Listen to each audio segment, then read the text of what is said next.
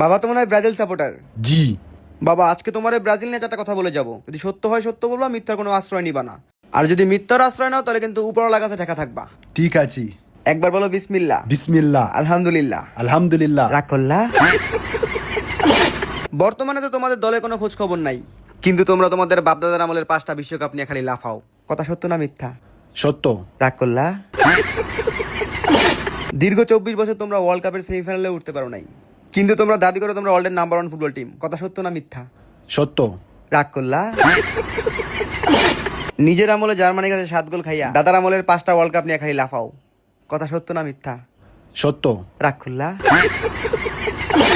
তোমগো Neymar 1 match খেললে 10 match ইনজুরিতে বয়ে থাকে, কিন্তু তোমরা এখনো বিশ্বাস করো নেইমার তোমগো এই 26 সালের ওয়ার্ল্ড কাপ জিতাইবো। কথা সত্য না মিথ্যা? সত্য। রাগ করলা? বাবা তোমার সাথে কি আমার আগে কোনো পরিচয় আছে? না। আগে কখনো দেখা হইছে? তাইলে কো তোমার ব্যাপারে এত কিছু জানলাম কেমনে? কেমনে? কারণ তুমি ব্রাজিলের জার্সি পরে আসছো। রাগ করলা? বাবা এই যে তোমার এতক্ষণ এত কিছু বললাম, কি বুঝলা? আমরা এবার ওয়ার্ল্ড কাপ জিতবো। এই হালার সেবরা খাওয়া। শহীদ খানের